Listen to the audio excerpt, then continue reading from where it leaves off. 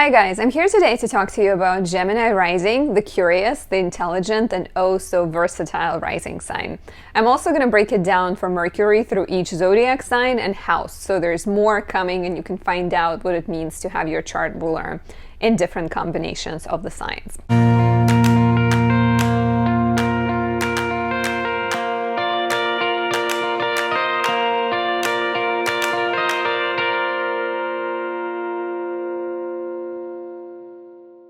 My name is Anastasia. I'm a traditional Western astrologer. I specialize in natal, relationship, and predictive astrology. If you'd like to book a reading, there's a link down below. If you're new to my channel, please subscribe, leave me a like, write a comment. I appreciate any feedback I can get from you guys. I did do a video breaking down the difference between your sun, your moon, and your rising sign. You can also check that out first before you find out more about the specifics of the Gemini rising sign. And to find out your ascendant, same thing as the rising sign, there's also a link down below. So Gemini rising people, some examples include Sarah Jessica Parker, Drew Barrymore, Kristen Stewart, Rihanna. Usually physically, these people have a certain anxiousness about them, a little bit, right? Like they're kind of restless, they might be moving a lot, they might be talking with their hands, they struggle to sit still. And their facially, I think they tend to have smaller features, and there's definitely a lot of youthfulness to them. They age really well and they stay young looking until really, older age.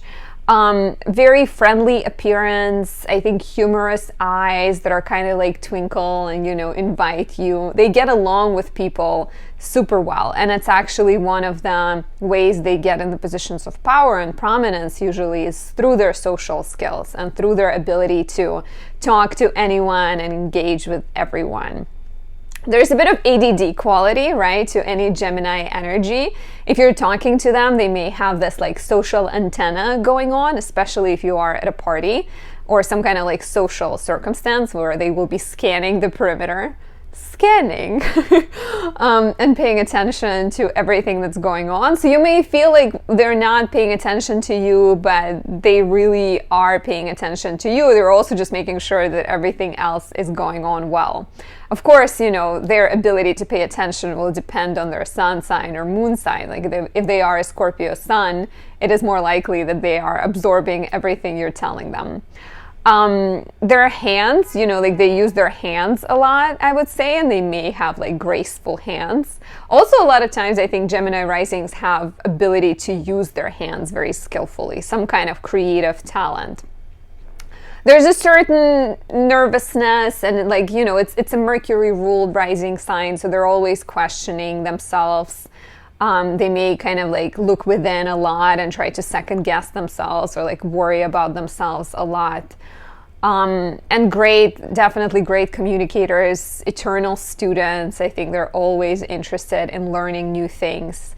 And because it's a dual sign, right? Like Gemini is represented by the twins, they have that duality within themselves where they are both happy and unhappy, satisfied and dissatisfied. They see themselves in a certain career, but they would rather also possibly do something else. There's that. Sometimes it's tough, I think, for them to figure out who they want to be just because of that ability to imagine. I'm a Gemini moon. I think any Gemini energy has that, I can be this and I can be this. And you're constantly imagining two possible careers or ways of living. So super social, I mentioned, very knowledgeable. They may not have a super in-depth knowledge about everything, but they will likely be able to pick up any kind of topic and, have significant conversation about it. They like to meet people. They like to travel and expand their mind. And yeah, just kind of, sometimes there's also sometimes I think a certain ability to detach from emotions and just come across as very rational. And of course, that might be an impression that they first give you. And later on, you realize that they're a lot more emotional. And I think as kids, they're usually just those kind of curious, running around, talking to everyone children. If you are a Gemini rising and you have something to add, or, let me know what you were like as a kid in the comments. I'd love to read those. So let's take a look at Mercury through different signs and house combinations. I use whole sign. So when I'm telling you that Mercury in Gemini equals Mercury in the first, it is for whole sign system. But if your Mercury is in Gemini and it is in the second, you can listen for both. You can listen to Mercury in Gemini and then listen to the Mercury in Cancer or Mercury in the second, because you may be able to resonate with both. So Mercury in the first, or if you have Mercury in Gemini, Mercury rejoices in the first house. Because first house is our identity. It's the place where we talk face to face, and Mercury being the quick planet, the planet of interaction, communication, trading, back and forth, really feels happy in the first house. So it makes you extra communicative, right? Like all Gemini risings have that, but if you have Mercury in the first house or Mercury in Gemini, you are someone who is even more talkative. You're an idea person. You probably have lots and lots of ideas. You may talk faster than other people. I have Mercury in the first house, so as I said it, I was like, maybe I should slow down. So yeah, like fast communicator, talking with your hands, right? Like communicating is a part of who you are. You're also very self-oriented in a sense of you're constantly trying to figure out how to improve yourself, how to, what next direction to take. You may look a lot like your mother or kind of like be inspired by your mother, and you like to talk to different kind of people of different cultures. You like to travel and learn. For Mercury in Cancer, Mercury in the second house, you will be quite oriented towards financial stability. Like you want to know where your money are and you want to feel secure, like security and longevity matter to you the most. And you will try to establish yourself most likely through some kind of communication career, or, you have more of a power to make money through trade, sales, writing, advertising, anything that requires communication. At the same time, you also, because it's Mercury in Cancer, you also are very sensitive and very kind of like emotional and supportive of people. So you can also be, like a social worker or a therapist, or even possibly running family business is definitely a thing here. There might be ups and downs to your finances just because Mercury is the planet of, in and out sometimes. Like Mercury can bring money and then it can take money away. So there's a little bit of that. And you're also, you may also have more than one source of income, because that's just a thing with Gemini. Any Gemini energy, there's oftentimes two possibilities. For Mercury in Leo, or if you have Mercury in the third house, you're likely someone who chit-chats with everyone on your route. Like third house is your schedule, it's your siblings, it's your daily life, your coffee shop, your bus. So you're likely someone who just like gets along with everyone and maybe even knows a lot of things about other people. It is a classical placement of a businessman, someone who eventually starts their own venture. You're also someone business-oriented, someone very curious, someone who has a lot of ideas and likes to share them. Your speech is very kind of bold and bright and like really warm, I would say. Like it's Barack Obama's placement. He has Mercury in Leo, and you have the power to just like talk with beauty and character and charisma, and other people will stop and listen to you. You're likely to have a busier schedule where there's just like so many things up in the air and so many activities, and you like to communicate a lot, or you spend a lot of time communicating with your siblings. Of course, this is just one placement in the entire chart. You need to look at everything together to see how it all plays out. For people who have Mercury in Virgo or Mercury in the fourth house, you may even look like your mother a lot, like, or your father, like you physically will take after your parent. You really care about having a kind of like a happy, secure home, and you may spend a lot of time in proximity with your family. Maybe you're even working from home. there's just a strong desire, I think, to own a home and to have like a safe and secure space in which you're working and writing, communicating. With Mercury in the fourth house, there is sometimes a tendency to feel like only people you're close with can truly see who you are, versus, you know, people you first meet may have a very different idea of you. But at the same time, it's a good placement for, like, you know, going within and coming up with ideas when you are in private. Yeah, I think like there's a strong possibility of working from home, writing from home, having a home office. There might be more changes in residencies for you, like, you know, maybe you've moved a lot more as a kid or even as an adult. And parents are likely people who very much encourage your education, your desire to learn. Maybe you have lots of books or had lots of books in the home. There might be a sense of, like, you know, because it's Mercury in the fourth house, of like really struggling to figure out where do you want to settle down, because you can possibly see a lot of different possibilities, and it might take you a while to figure out which place is the most, you know, the happiest. For those who have Mercury in Libra or Mercury in the fifth house, your life is very much focused on romance, creativity, and children. You may have an ability to write, and you're possibly someone who's very eloquent in communication.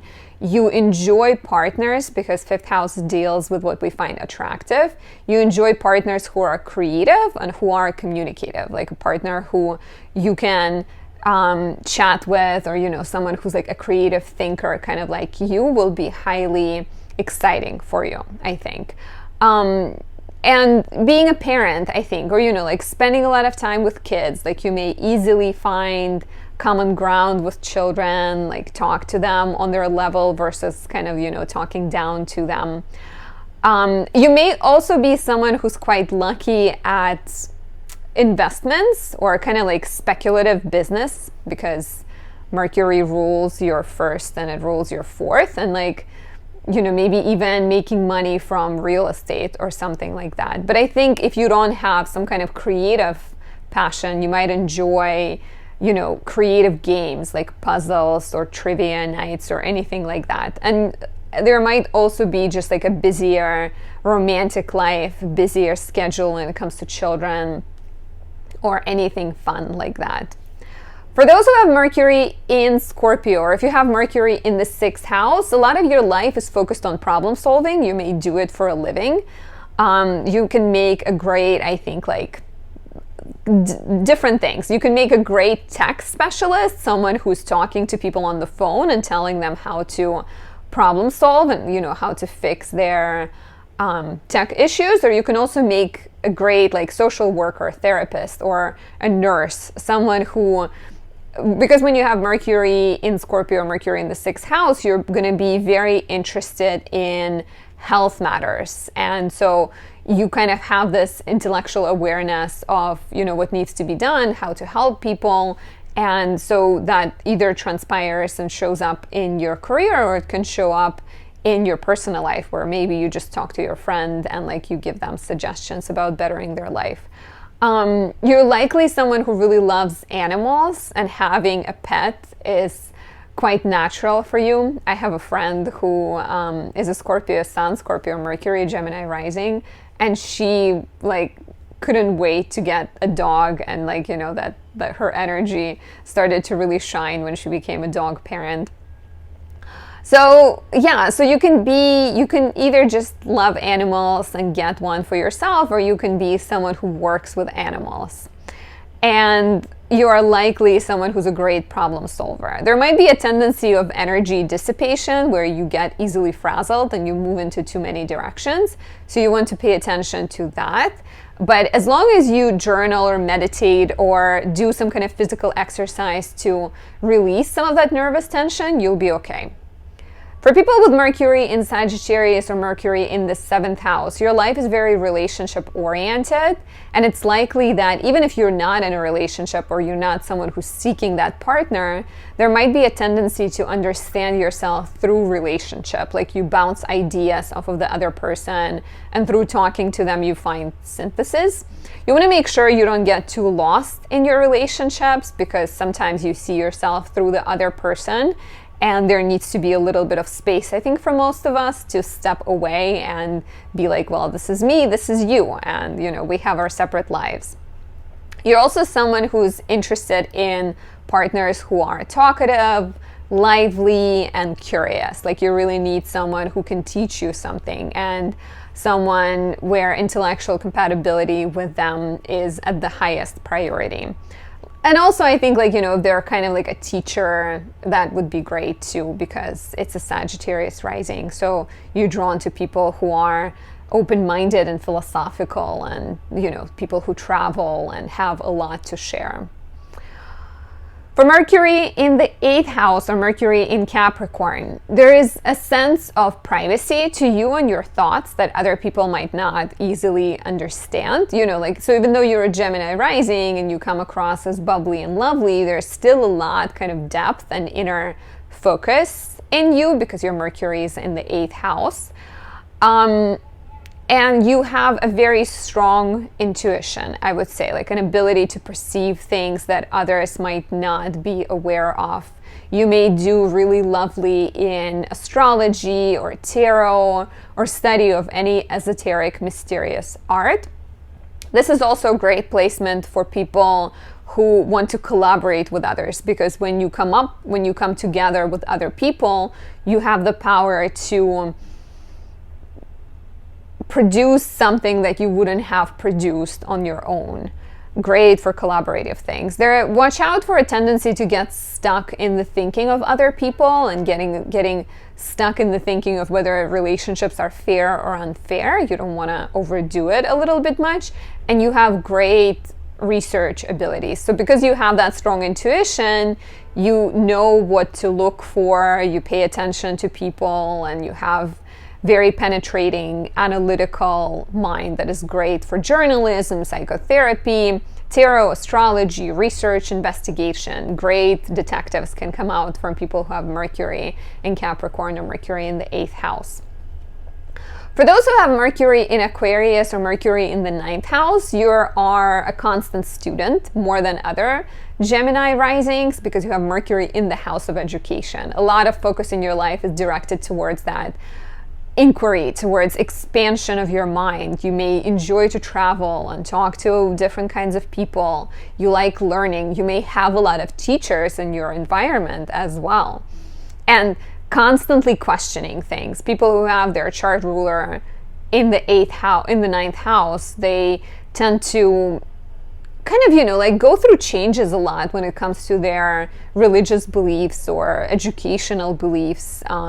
They may be a doctor one day, then they become an astrologer. They may be Christian and then they become Muslim. There's lots of possibilities for that kind of change. And you might enjoy teaching, you might enjoy writing. You can be a published author with the ruler of the 1st house in the 9th house. And also someone who is likely really good at languages, picking up languages, and just kind of, you have a very rational mind, I think, and a great ability to absorb things that come your way.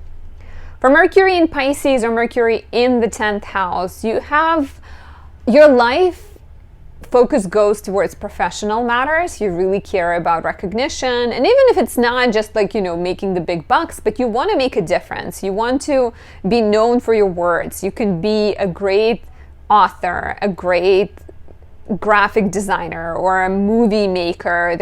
It's Mercury in Pisces. Once again, I'm using whole sign, so in whole sign, Pisces and 10th house for Gemini risings is the same, but listen for whichever resonates more, the house or the sign placement.